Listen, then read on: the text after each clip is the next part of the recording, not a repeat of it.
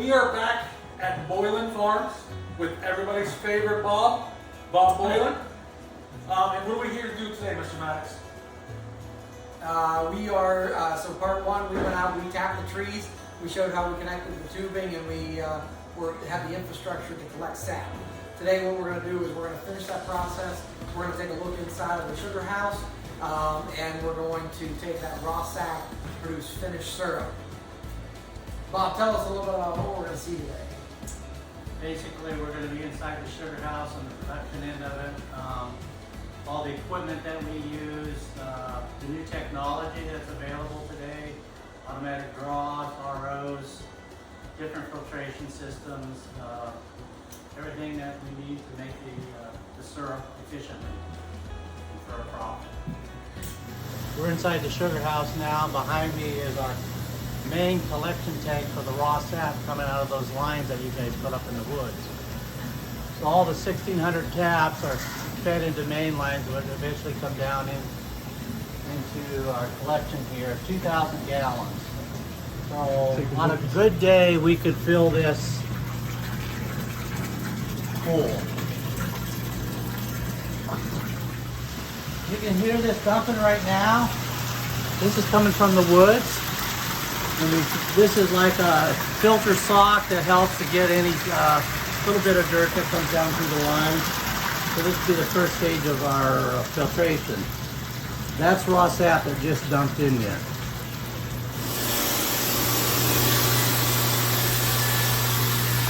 This is the raw sap coming straight from the wood.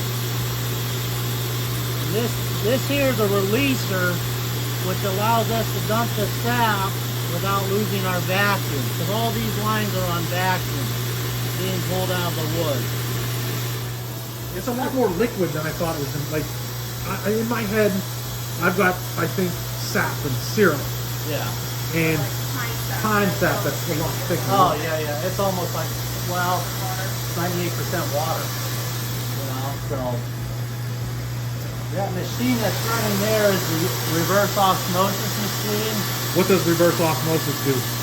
What that does is, instead of using evaporation to remove the wire, we're using high pressure pumps and filtration to remove the water.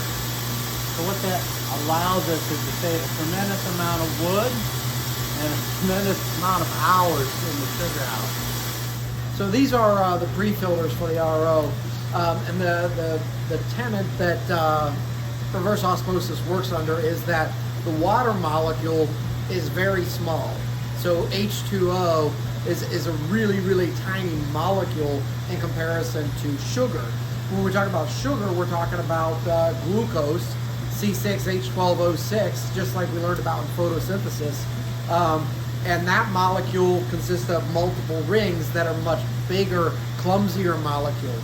And so when we use pressure to force the water through, the tiny water molecules go through the filter, the sugar remains behind. That's how we build the sugar concentration. Oh, now we also have that concentration tank up there.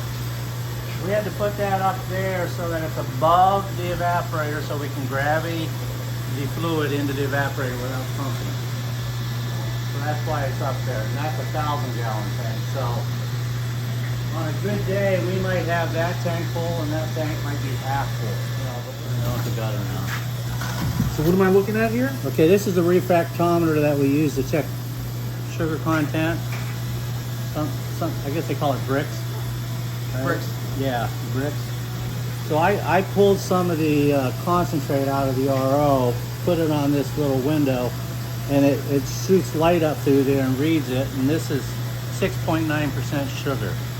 Are you shooting for a certain percentage? If we have time and I can run it long enough, I like to get it up to about 12% sugar content because it just saves so much time when we get in boiling. You know.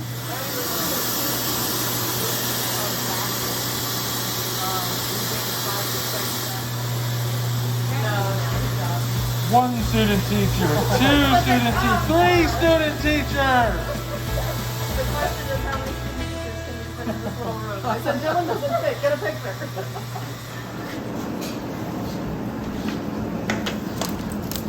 So he just fired, and that's full.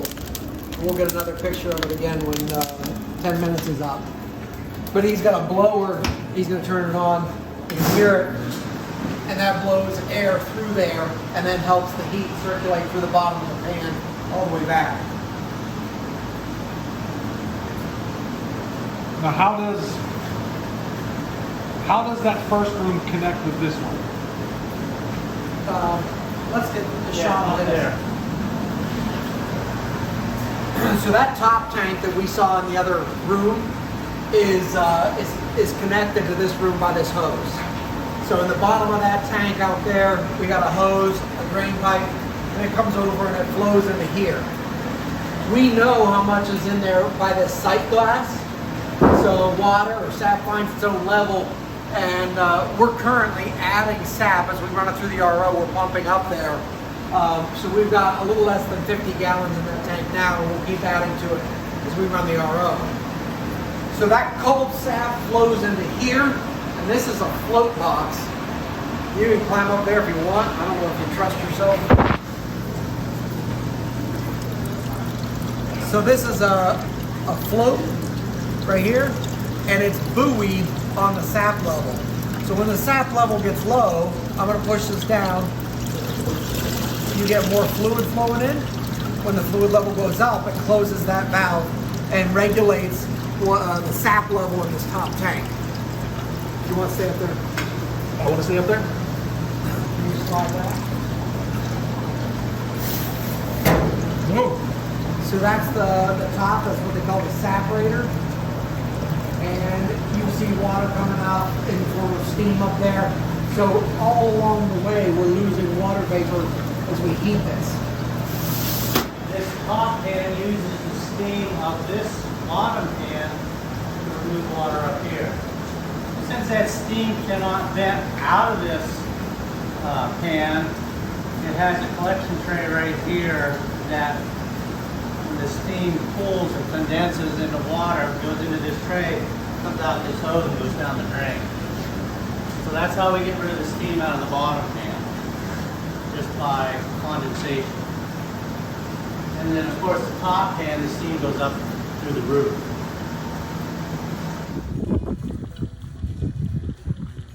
Oh, you're looking at the steam. We did a test a few years ago. Say if it was 5% coming in on that side, when it came out on this side, we had 6%. So we picked up 1% on our sugar, just from the wasted steam that would have gone up through the chimney.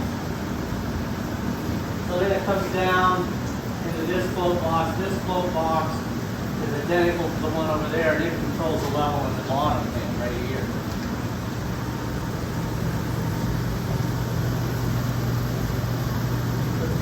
And then this float box brings it out of this pan, takes it to the front pan. So this float box controls the level of that. We're almost, this is an auto draw. It's run by temperature. The yellow number I can change. The red number, when it hits this number, it will open and draw syrup. But I gotta figure out where it's at today. We've been drawing off at like 218 and a half. Hydrometer. So when I draw this down, make it 18.1. When I draw, I pull syrup out of the front pan in this cup. When I put this hydrometer in it, there's a hot test red line, which would be, if that syrup's thick enough to push that line up to where I can see it, right there. Can you see that? Yeah. Okay, that's syrup. If it's thinner, that would go on down. See, it's opening and it's dumping syrup now.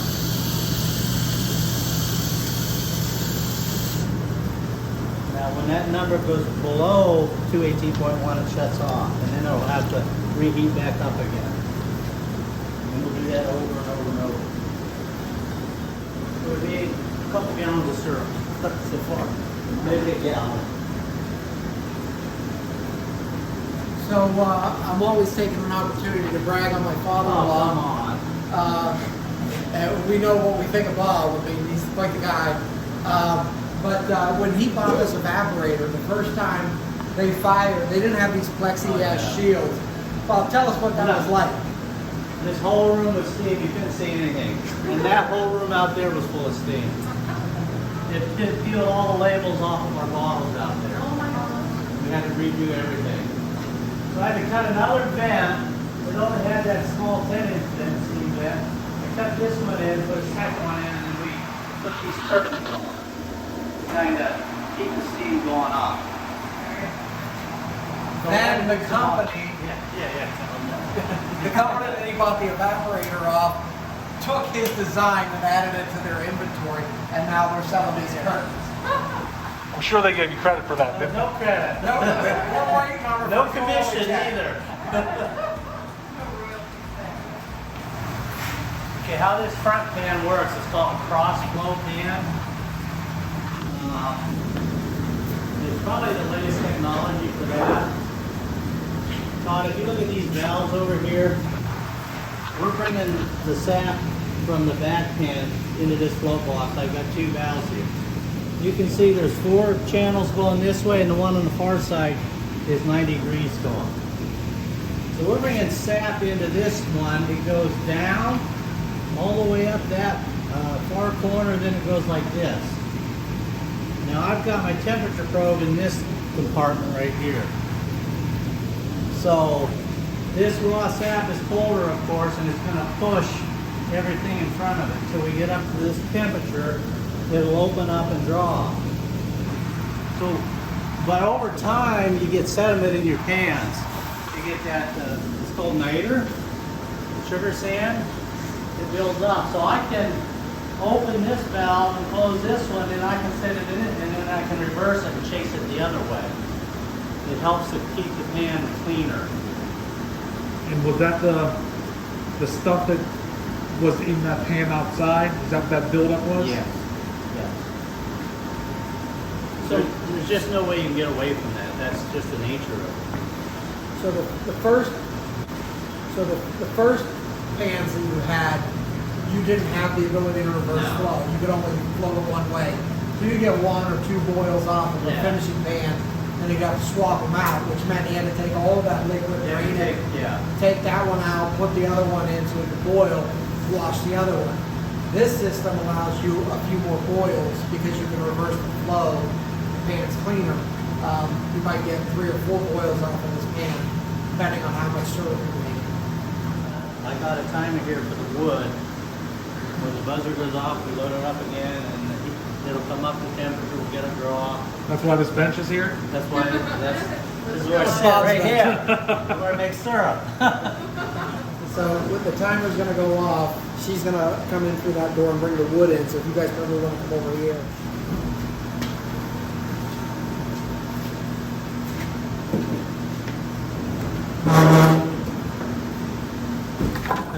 This wood here is kiln dried wood, so it burns really hot. Gets the temperature up a little faster and helps this split wood burn better. Before we can filter that, we have to add diatomaceous syrup to it. You guys know what DE is, right? This is food grade diatomaceous syrup. Crushed off seashells. Coral? What is it? Seashell. Diatoms. Yeah. So we'll put this in there and stir it up, and all the dirt or any impurities that are in there will stick to this, and this will stick to our filter papers in our filter press. When we get ready, I'll show you. Diatomaceous earth. So there's so many things we can talk about with diatomaceous earth. So diatoms are small organisms in the ocean, and they actually build their skeleton, their exoskeleton, out of matter that's in the water, dissolved in the water. And there's, what are the other ones? Not diatoms, but some have calcareous shells, calcium carbonates, other ones have siliceous cells made out of silica. But they take those things that are dissolved in the water and they build their skeletons out of those. And then when they die and they accumulate, we get diatomaceous earth. And it's actually sharp and glass-like. And so an old-time remedy for parasites in sheep, cows, dogs was this diatomaceous earth, and you feed it to them, and it actually cuts up the worms, and then they excrete them. I use it around my house to get rid of ants. Get rid of ants. Get rid of any insect pests that gets into their skeletons. So they'll take it back to their nest because it just sticks to them. And then it gets into their joints and it eventually kills them. Put a little DE on your cats and dogs that gets rid of fleas. Yeah. Really, really useful stuff. Put it in your garden. Get rid of stuff in the garden that you don't want. But yeah, once again, another use for DE.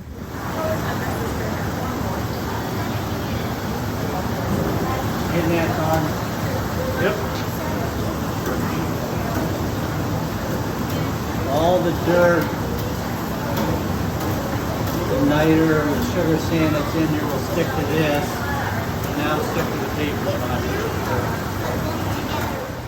So we can go through a milk hose over our filter press. We have these. We have these filter papers between all these sections here, so it'll draw it in, it'll pump it down through this, over and back out. So when it comes back out, it's perfectly clean, there's no impurities. We'll either put it in our canner if we're going to jug it, or we'll put it in a drum. Today we're going to put it in a drum. Water, jacket cooler or canner. So there's a little bit of syrup in here. It has to be jugged. So before we jug it, I'll add a little propane burner underneath here.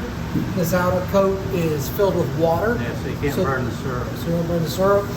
We'll heat it to 180, which is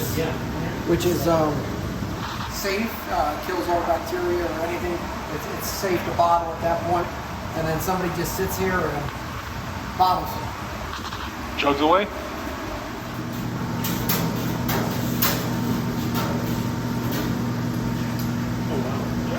Yeah.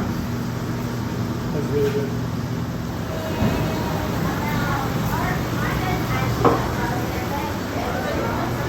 So you can see it's coming through there. So we turn that pump on, it's moving through. It takes a while to fill up this bank.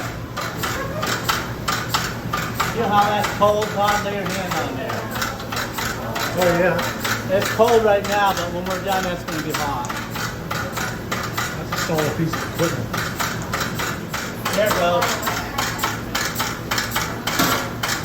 Here's the syrup, Todd. Liquid gold. Crystal clear.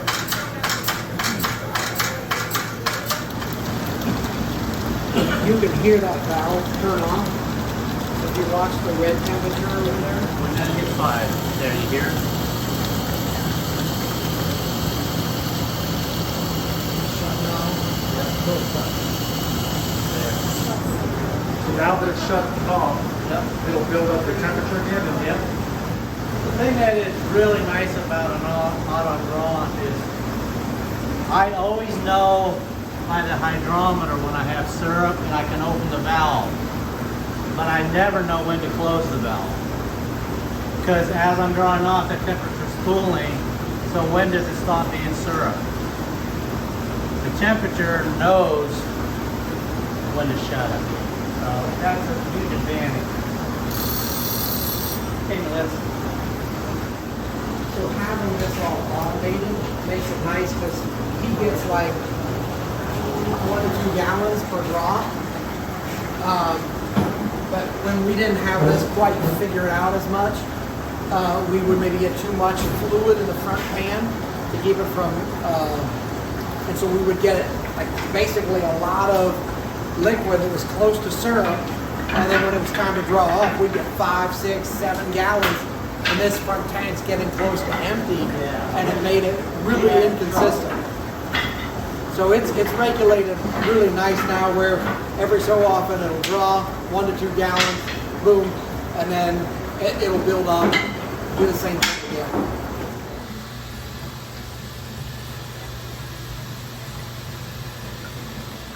Yeah, the RO is still there. Oh, He's still in that portion of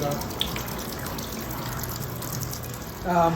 So the Maple Association has ways of grading the syrup according to basically color.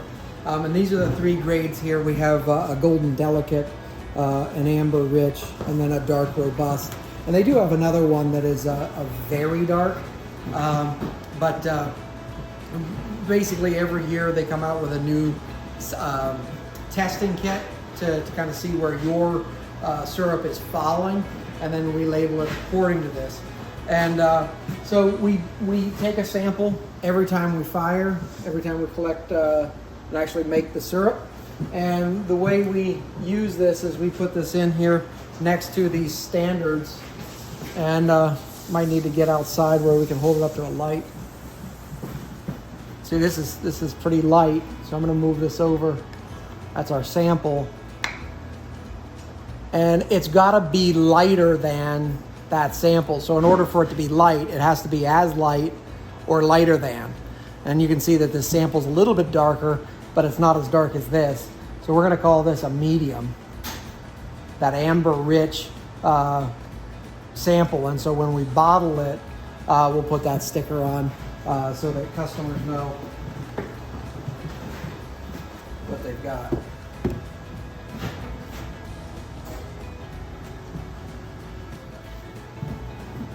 So the syrups are labeled accordingly, so you know what you're getting. And there's really a good bit of difference in the flavors of these. The Golden Delicate is very light, has kind of a vanilla taste to it, but not a ton of maple. And then as you get darker, the maple flavor becomes a little bit richer and more robust. The dark is really good if you like strong maple flavor. Bakers prefer the dark because that maple flavor comes through in their baked goods, whereas with the light, you get very little maple flavoring in your baked goods.